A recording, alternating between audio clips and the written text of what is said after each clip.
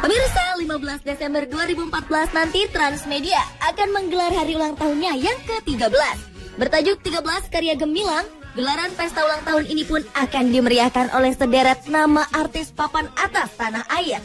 Walau pegelaran acara HUT Transmedia masih menjadi kejutan bagi pemirsa, tapi malam ini kami akan menyuguhkan 7 fakta di balik artis HUT Transmedia ke-13. Which means happy birthday, happy birthday. Kau sentuh aku sampai ke mata tubuh, dari rambut sampai cincin cintaku.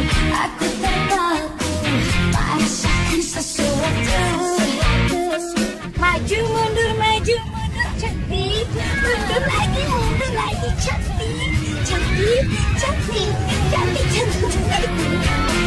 Sentuhan itu membuat diriku membayangkan. Pemirsa, setujukah jika penyanyi kelahiran Bogor 1 Agustus 1982 ini disebut Ratu Sensasi? Walau sering menuai pujian dan ledekan, tapi tak bisa dipungkiri, banyak dari aksi Syahrini justru membuatnya menjadi trendsetter. Seperti kata-kata yang sering kali diucapkan olehnya, antara lain kata sesuatu, cetar membahana, atau ulala.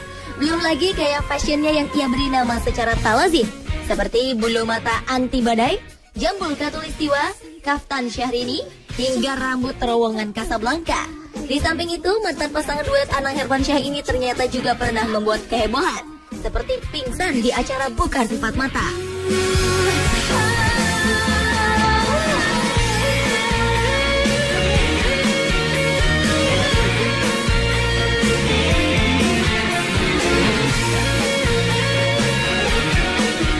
Sampai kelucuan dari pernyataannya saat akan konser di Singapura 2013 lalu.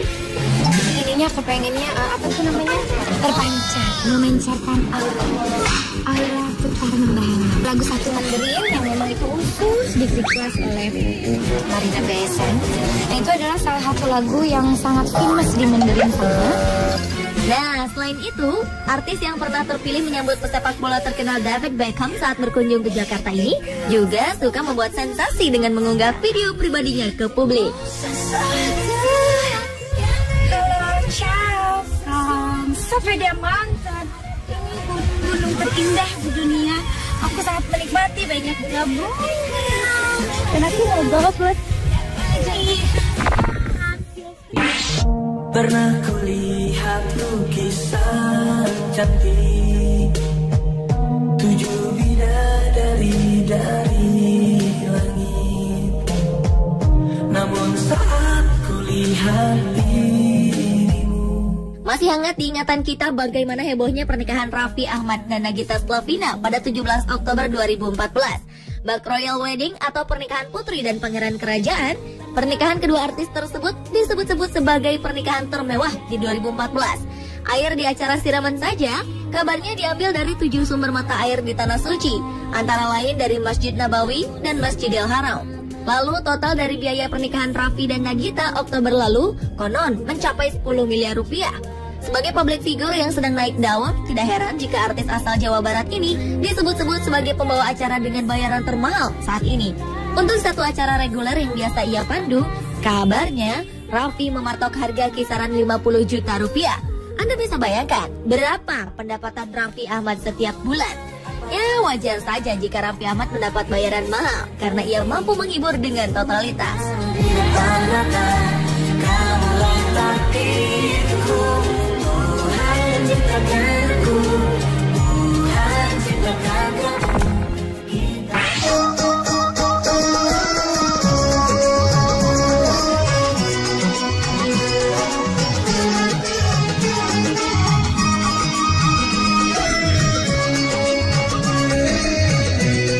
Selanjutnya adalah Rhoma Irama, sang raja dangdut Indonesia. Tahukah Anda jika nama Rhoma Irama adalah singkatan dari nama aslinya, Raden Haji Oma Irama. Ia bergelar Raden karena pada kedua orang tuanya memang mengalir darah bangsawan. Dahulu di masa SMA di Solo, ternyata pentolan grup Soneta ini pernah menjadi pengamen di jalanan. Namun kini, ketekunannya di dunia musik telah membawanya menjadi artis dangdut papan atas hingga bisa menghasilkan lebih dari 1000 judul lagu. Sepanjang karirnya di tahun 1980-an, Rhoma Irama sudah 2 kali hampir meninggal saat konser. Saat itu ia tersetrum kabel listrik yang melintas di panggung. Selain karena karya-karyanya, penyanyi yang pernah berseteru dengan pedangdut Inul Daratista itu juga pernah membuat kehebohan. Seperti saat perceraiannya dengan Angel Elga, yang sampai menyebabkan Angel Elga pingsan di hadapan media, hingga sepak terjang Rhoma Irama di panggung politik.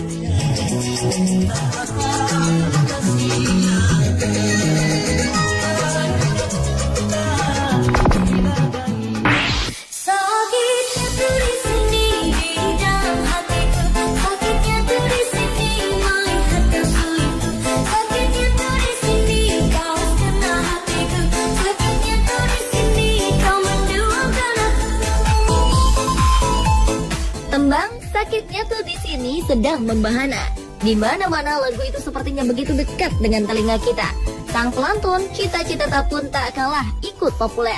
Meski dikenal sebagai penyanyi dangdut, namun ternyata darah kelahiran Bandung 14 Agustus 1994 itu mengawali karirnya sebagai penyanyi jazz di kafe-kafe. Sebenarnya saat itu ia merasa malu menyanyikan lagu dangdut. Tahukah Anda bahwa lagu Sakitnya Tuh di Sini tercipta ketika Cita kesulitan membawakan sebuah lagu di studio rekaman. Ia pun mengucapkan kata sakitnya tuh di sini secara tak sengaja. Saat itulah ia meminta dibuatkan lagu dengan kata sakitnya tuh di sini.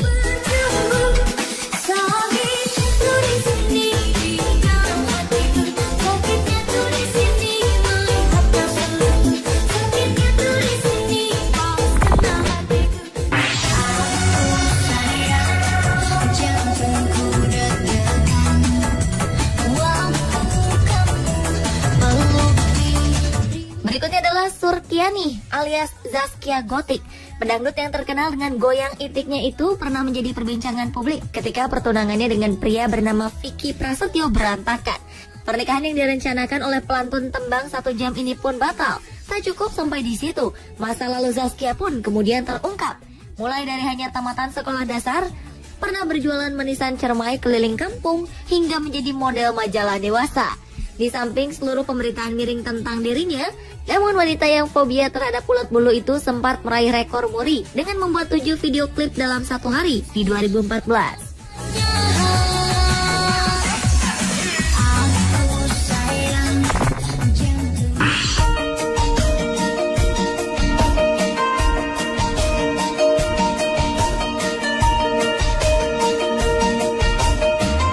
Membicarakan band Noah, tentu tak bisa lepas dari pesona Ariel, sang vokalis.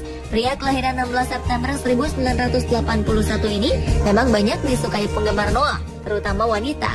Namun demikian, Ariel yang pandai menggambar itu pernah mengalami peristiwa tak enak ketika dicakar oleh salah satu penggemarnya hingga berdarah.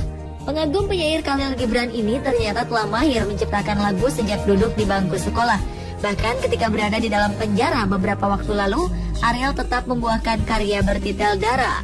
Ariel yang sekarang suka menggonta-ganti warna rambutnya itu ternyata juga memiliki bakat lain di dunia olahraga. Ini terbukti saat dirinya berhasil meraih medali emas kejuaraan nasional inline hockey saat duduk di bangku SMU.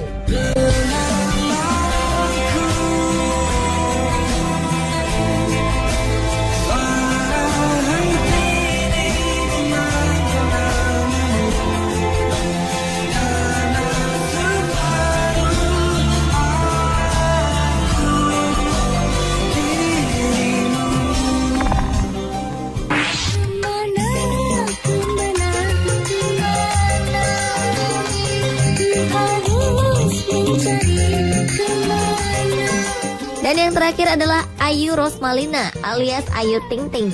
Nama Ayu Ting Ting bersinar setelah membawakan tembang dangdut berjudul Alamat Palsu, di mana video klipnya justru populer di dunia maya. Meski tenar dengan lagu bergenre dangdut, namun Ayu mengaku awalnya ia tak menyukai musik ini. Sebelum menjadi seperti sekarang, dulu Ayu ternyata sempat dijauhi oleh teman-temannya karena berprofesi sebagai penyanyi dangdut. Beberapa waktu lalu, kehidupan pribadi Ayu sempat menarik perhatian publik saat ia bermasalah dengan suaminya Angie dan kemudian melahirkan setelah 5 bulan pernikahan mereka. Wanita yang fobia kucing ini ternyata penggemar K-pop. Tak heran fashion para artis Korea menjadi acuannya dalam berpenampilan.